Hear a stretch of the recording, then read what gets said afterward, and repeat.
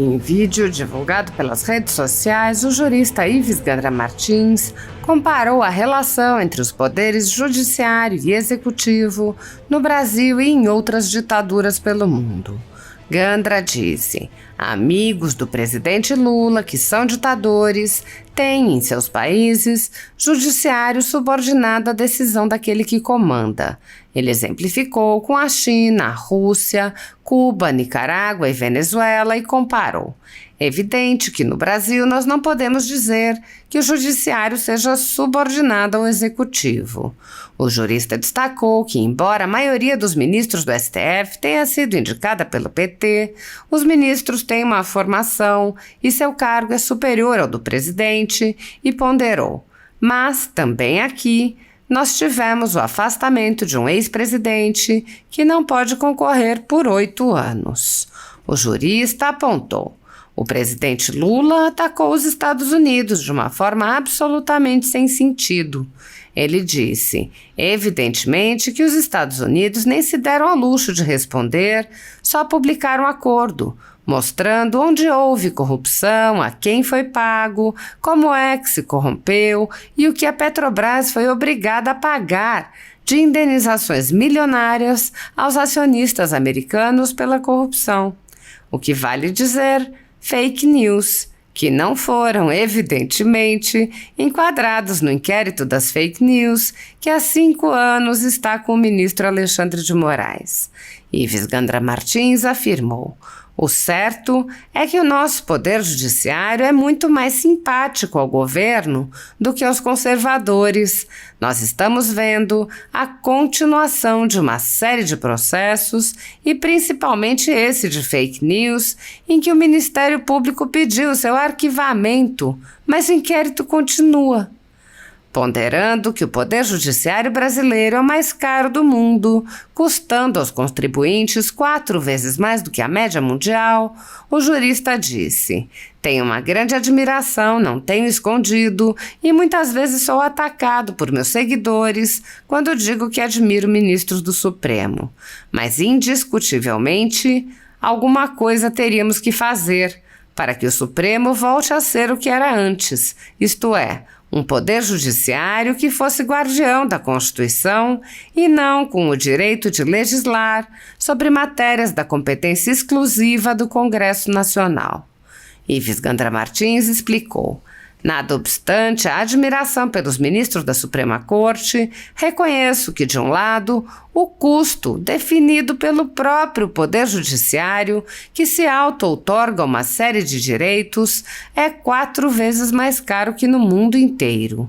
Em segundo lugar, o ideal seria que fosse como manda a Constituição, o STF guardião da Constituição e não um legislador complementar, subsidiando e muitas vezes superando-se, sobrepondo às decisões do Poder Legislativo.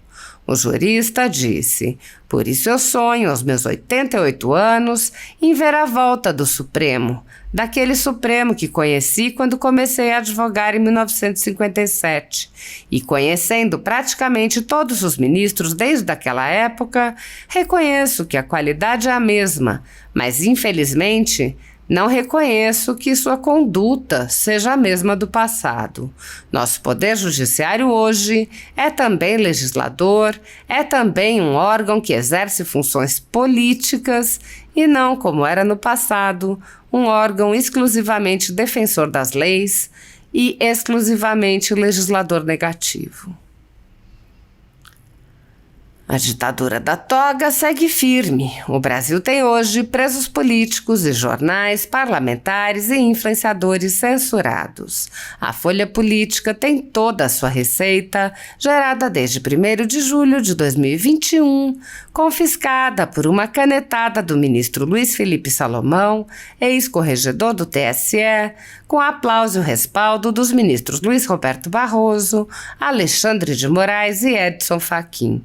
Todos os rendimentos de mais de 30 meses de trabalho do jornal estão sendo retidos sem justificativa jurídica. Anteriormente, a Folha Política teve sua sede invadida e todos os seus equipamentos apreendidos a mando do ministro Alexandre de Moraes.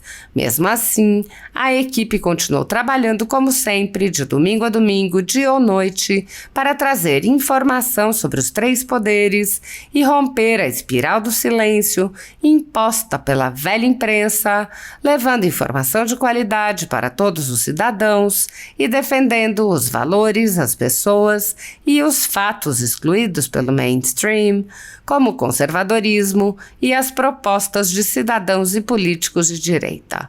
Se você apoia o trabalho da Folha Política e pode ajudar a evitar que o jornal seja fechado, pela ausência de recursos para manter sua estrutura, cumprir seus compromissos financeiros e pagar seus colaboradores, doe qualquer valor à empresa Raposo Fernandes por meio do Pix, cujo QR Code está visível na tela, ou por meio do código ajude@folhapolitica.org. Caso não utilize Pix, há a opção de transferência bancária para a conta da empresa Raposo Fernandes, disponível na descrição deste vídeo e no comentário fixado no topo. A Folha Política atua quebrando barreiras do monopólio da informação há mais de 10 anos e, com sua ajuda, poderá se manter firme e continuar a exercer o seu trabalho. Pix ajude@folhapolitica.org. Assista. Amigos do presidente Lula, que são ditadores, têm os seus países judiciário subordinado à decisão daquele que comanda. Xi Jinping, ele dirige o judiciário da China, que condena aquelas pessoas que são adversárias do governo. O mesmo acontece na Rússia de Putin.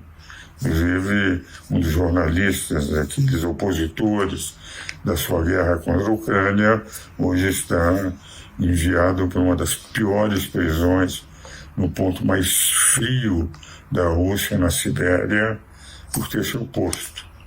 O mesmo acontece em Cuba. O judiciário é subordinado ao Poder Executivo. O Poder Executivo define e nunca se opôs ao Poder Executivo. Nicarágua nem falar. Nicarágua, ultimamente, o presidente decide, o judiciário confirma. E nós não podemos dizer diferentemente da Venezuela. Recentemente, fez um acordo com os Estados Unidos para que os Estados Unidos aceitassem suspender sanções, porque iriam ter uma eleição livre, uma eleição independente, uma eleição em que não haveria, como nas eleições passadas, impedimento dos candidatos de oposição. Logo em seguida, o presidente conseguiu os dois principais candidatos, a mulher e o Capriles, a serem considerados inelegíveis pelo Supremo Tribunal Federal por 15 anos. O que vale dizer, os Estados Unidos deverão rever o acordo que fez com a Venezuela, porque no momento em que ele elimina os dois candidatos, a maior possibilidade de concorrer, através do Poder Judiciário, naturalmente, praticamente é uma eleição que não tem nada de liberdade. É evidente que no Brasil nós não podemos dizer que o Poder Judiciário seja subordinado ao Poder Executivo. Conheço os ministros do Supremo, embora 7 deles indicados pelo PT, tem uma independência, uma inteligência, uma cultura, indiscutivelmente, até pelo cargo que exerce, muito superior ao do presidente. Mas também aqui nós tivemos o afastamento de um presidente, um ex-presidente da República, que não pode concorrer por 8 anos, porque ele declarou e chamou embaixadores do exterior para dizer isto. Foi um contacto considerado pelo Supremo indevido e não podia ter feito. Por essa razão, foi condenado.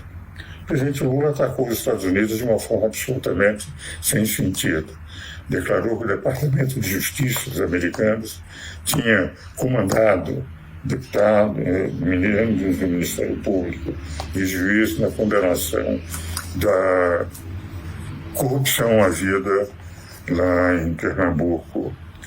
Evidentemente, os Estados Unidos nem se deram ao luxo de responder, só publicaram um acordo, mostrando que onde houve corrupção, a quem foi pago, como é que se corrompeu e o que a Petrobras foi obrigada a pagar de indenizações milionárias aos acionistas americanos pela corrupção lá. O que vale dizer fake news, que não foram evidentemente enquadrados no inquérito de fake news que há 5 anos praticamente está com o ministro Alexandre de Moraes. Mas o certo é que o nosso Poder Judiciário é muito mais simpático ao governo do que aos conservadores. Nós estamos vendo a continuação de uma série de processos, principalmente esse de fake news, em que o Ministério Público pediu o seu arquivamento, mas o inquérito continua.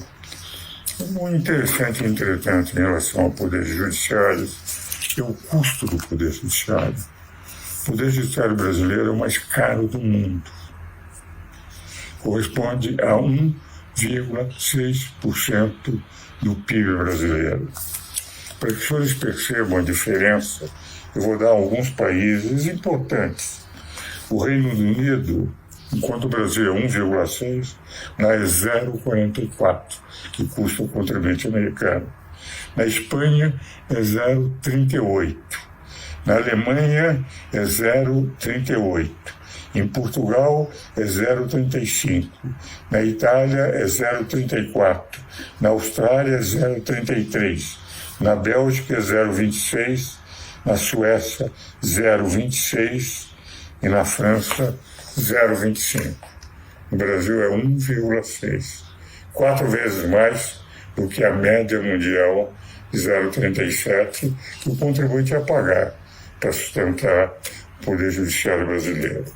Eu reconheço, participei de 3 bancas examinadoras, digo sempre com muito orgulho, com muita honra, de ter participado de 3 bancas examinadoras para 2 de concurso para magistratura estadual federal e uma estadual, tendo, evidentemente, dedicado 1 ano para examinar aproximadamente 7 mil candidatos nos 3 concursos juntos e aprovar menos de 100 magistrados, 57 no concurso estadual, 19 no primeiro concurso da magistratura federal e 21 magistrados no segundo concurso da magistratura. Tenho uma grande admiração e não tenho escondido, e muitas vezes sou atacado pelos meus seguidores quando digo que admiro o ministro do Supremo.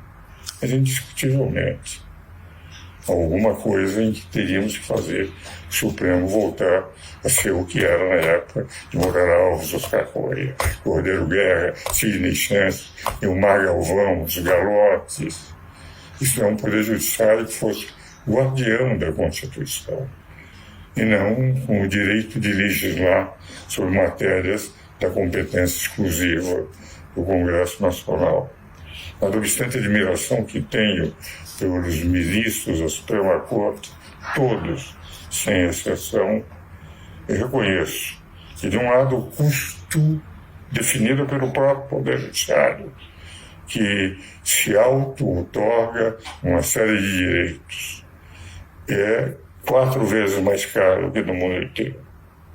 Em segundo lugar, que o ideal seria que fosse como manda a Constituição.